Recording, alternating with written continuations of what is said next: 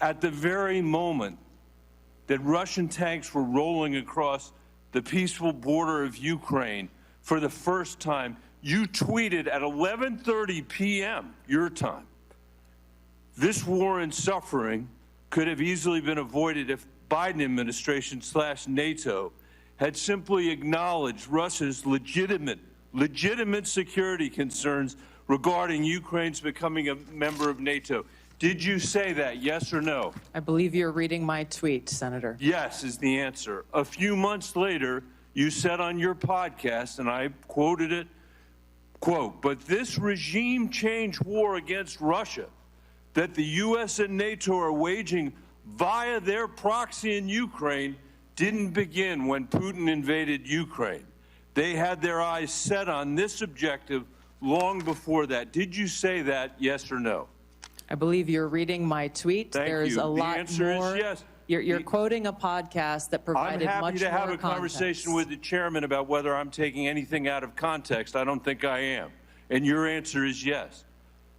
Are you aware that your comments about proxy wars and Russia's legitimate security concerns, to quote your own words, are in alignment with what the Russians have said to justify their invasion of Ukraine?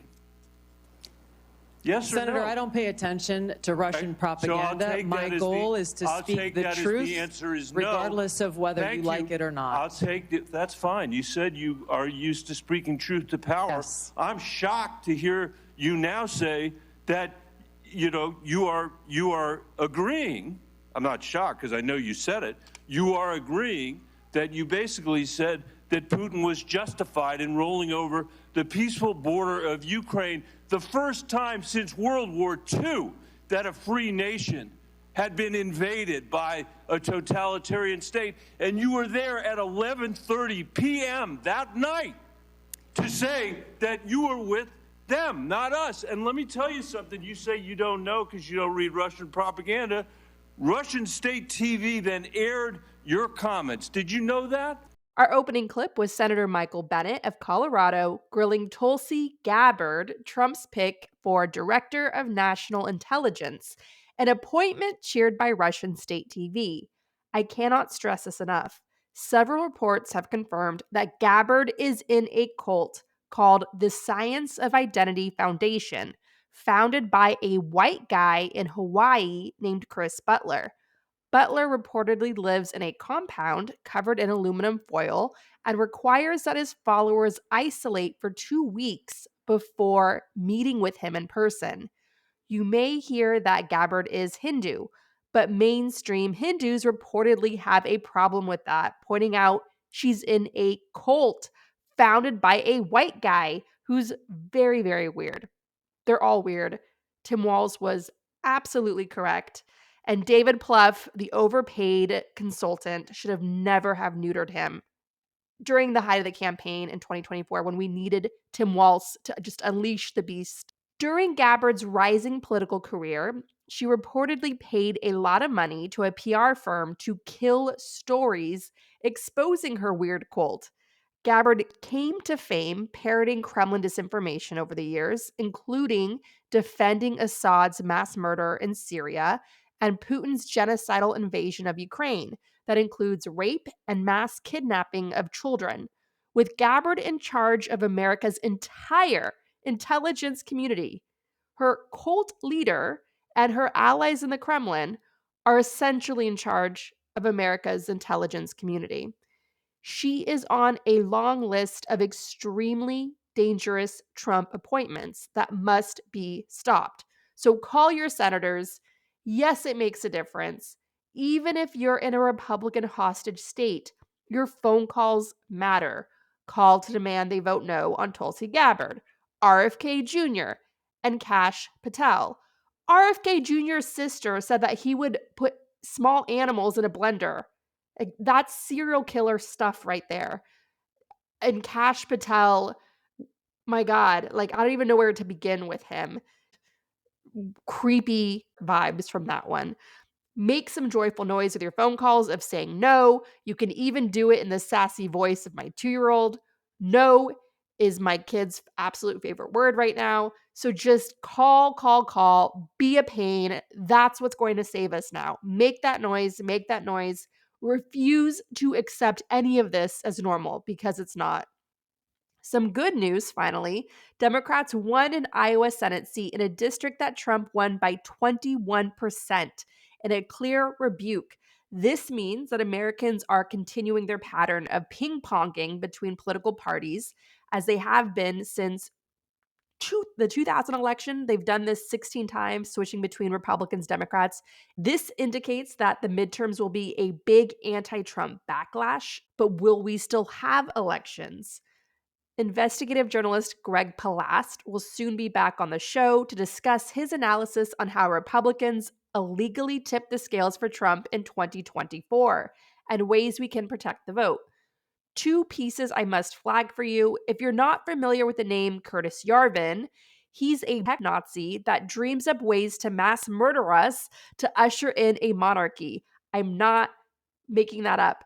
Like, yes, with a straight face, Curtis Yarvin is a fanboy of the divine right of kings. Kings and queens had such immense wealth and power because of peasants, serfdom, slave labor. How else do you get all those people to manage your many castles and all your land? Yarvin is fine with that because he's clearly on drugs or was in love as a child, maybe both. Yarvin has influence over Peter Thiel, J.D. Vance, and the rest of the Silicon Valley fascist movement that helped bring Trump to power in 2024. Rachel Maddow just profiled Curtis Yarvin, as did the New York Times, which never misses an opportunity to romanticize Nazis. I will link to both pieces in the show notes for this bonus show. Seriously, people of Earth, these shallow thinkers must be stopped. They're throwing darts at the wall when they're really, really high and thinking, wouldn't it be cool if we engineered society through mass death? Like, that hasn't been tried before, unfortunately, many times. At the end of the day, they're smoke and mirrors. Nothing they offer holds up to reality, as we're seeing now with the chaos that's inflaming Washington and setting repercussions around not just here at home, but around the world. Fire all the workers, purge, purge, purge. That's not just Project 2025. That's also Curtis Yarvin. Let's see how he feels about that when it's his plane that goes up in smoke.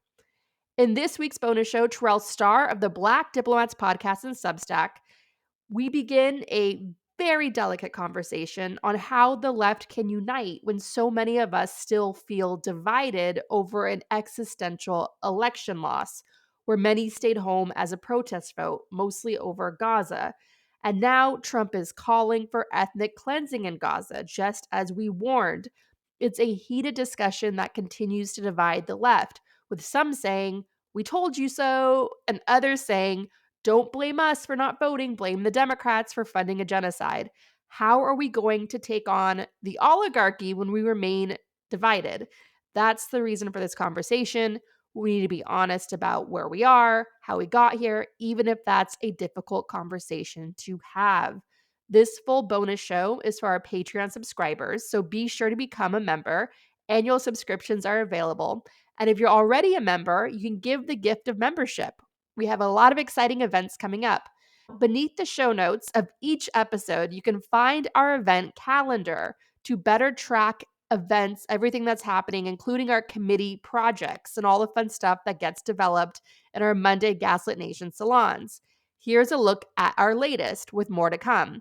This coming Monday, February 3rd at 4:30 p.m. Eastern, Dr. Meena Butra of Doctors for America joins our Gaslit Nation salon to share how to protect Obamacare and Medicaid. On February 10th at 4 p.m. Eastern, Russian mafia expert Olga Lotman joins our Gaslit Nation salon to discuss Russia, Ukraine, and Trump. February 24, 4 p.m. Eastern, Gaslit Nation Book Club. We're going to discuss at the salon Albert Camus' The Stranger, Matthew Ward's translation, and Viktor Frankl's Man's Search for Meaning, two books that capture the moment that we're in, especially as Trump just announced he's building a concentration camp on Guantanamo Bay. March 17, 4 p.m. Eastern, Dr. Lisa Corrigan joins our Gaslit Nation salon to discuss America's private prison crisis in an age of fascist scapegoating. A new development, Indiana-based listeners launched a signal group for others in the state to join to build together in Indiana. That link is available on Patreon. Florida-based listeners are going strong, continuing to meet in person. Be sure to join their signal group, also available on Patreon. New development, the Climate Crisis Committee is launched in the Patreon chat thanks to a Gaslit Nation listener who holds a PhD in environmental sciences. The Climate Crisis Committee is your place to share coverage of the climate crisis, any related stories, in a way to sort of develop coverage for the show, action items, see what other projects take off from there. Another new committee we're launching is the Caretaker Committee. That's for Gaslit Nation listeners who are caretakers. That includes, of course, of elderly parents, of children of all ages, special need kids.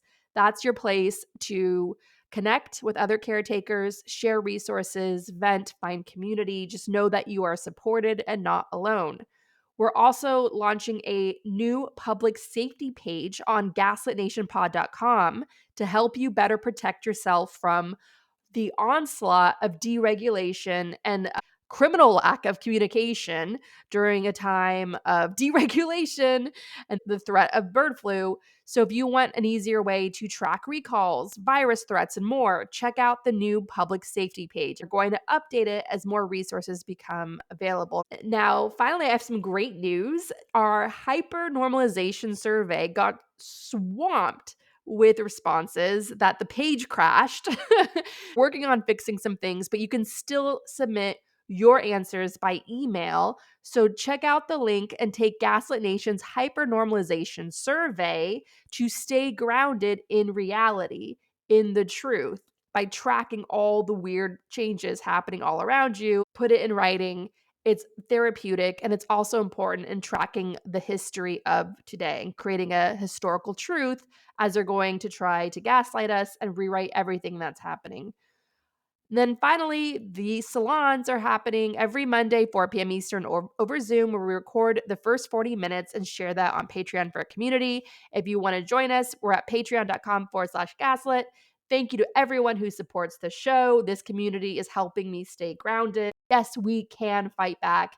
No, it is not over for us, America. Yes, we have a future. Humanity will get through this incredibly dark crossroads. We have no choice. We're going to unite. We are going to fight. Now, for this week's bonus show with Terrell Starr of the Black Diplomats podcast and Substack on how to unite to fight the oligarchy when we're still so angry over the 2024 election and all that we must fight and endure now that Project 2025 and Curtis Yarvin are in power. We need to resist together. You know, that is the theme for the rest of my life and my career. I've been thinking about my content and how I'm going to be useful moving forward in 2025, but just beyond that. And I think one of the reasons why I've been so effective in my communication about Ukraine is that somebody a long time ago told me that it's okay to love and give a damn about somebody other than your own community and your own self-interest. And I was so afraid some 20 years ago when I took my first trip abroad, when I came to this part of the world. I was early 20s and I grew up in the largest Black city in the United States, Detroit, Michigan. And I had so many fears and so many stereotypes about being the only Black person, in this part of the world. And then when I opened my heart up and I trained my brain and opened up my mind, I opened my whole universe to a community of people who have embraced me. And I don't think that I would be the person I am today. I wouldn't be living in my purpose if I didn't open up my heart and my mind. And I think the toughest roadblock is the fear, because when we don't know something or understand it, we fear it.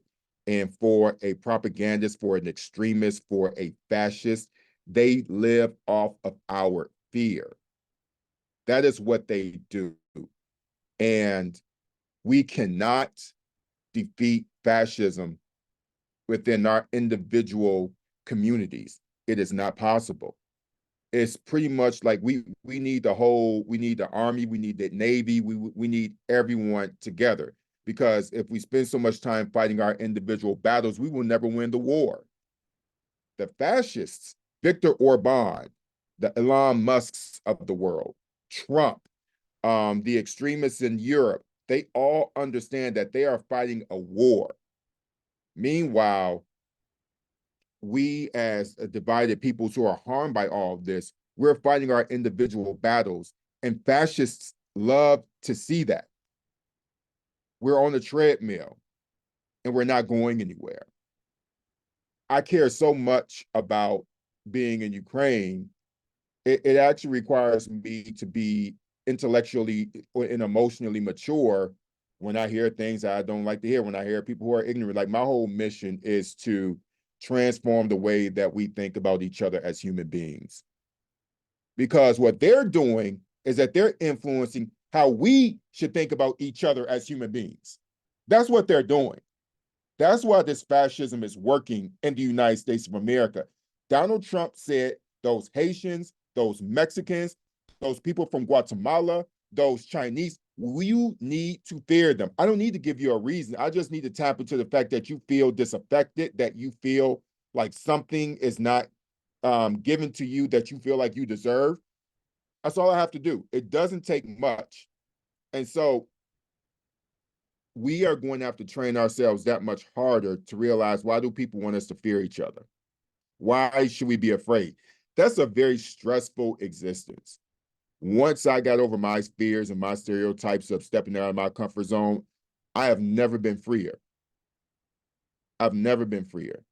And I think that freedom that I feel, that so many other people feel when they get over their stereotypes and their ignorance and their sexism, their homophobia, their transphobia, any of their phobias. Fascists don't like peace.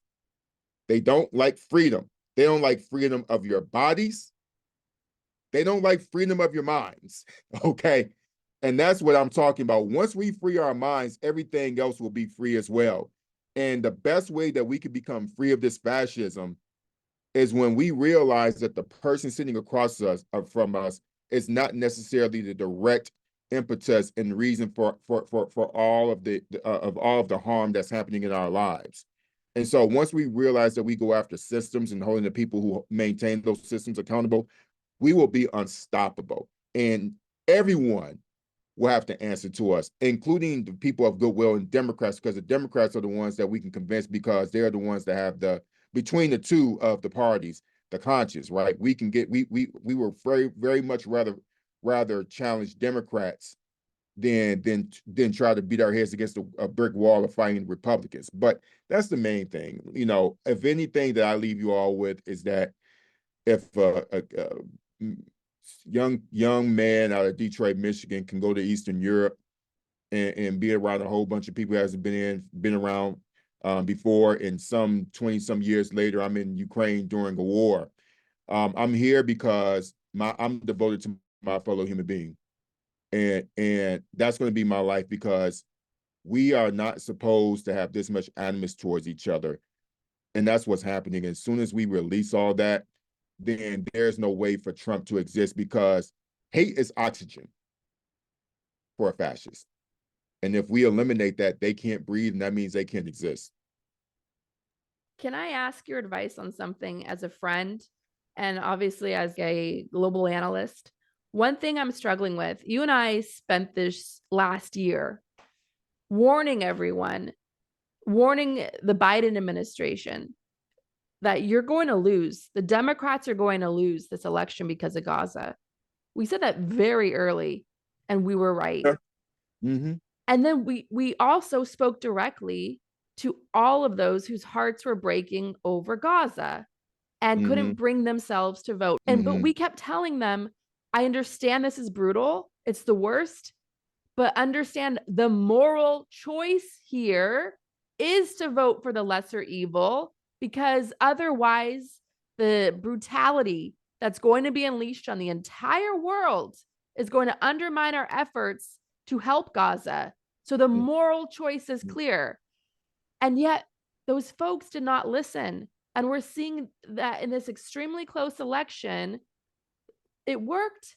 Netanyahu's divide and conquer strategy that has created a crisis in Israel against Israelis and has created a global crisis that impacted our own election here at home, something that you and I warned about. It worked. And the Biden administration walked right in that trap with total disregard for how that foreign policy was impacting us here at home. Like Biden was like saying on the world stage and his trip to Israel, no war crimes, Netanyahu, and then did jack all when it was confirmed that Netanyahu was carrying out war crimes. And they criminalized the campus protesters. I know some of those kids did some stupid things. I'm not excusing that. Everything comes down to a two-state solution, an end to the cycles of trauma, an end to Hamas, an end to Netanyahu, because both are genocidal maniacs full of corruption that are just using and abusing the own people they claim to be looking out for. And that's why you and I highlighted groups that were working in the middle, trying to bring both sides together, Israelis and Palestinians.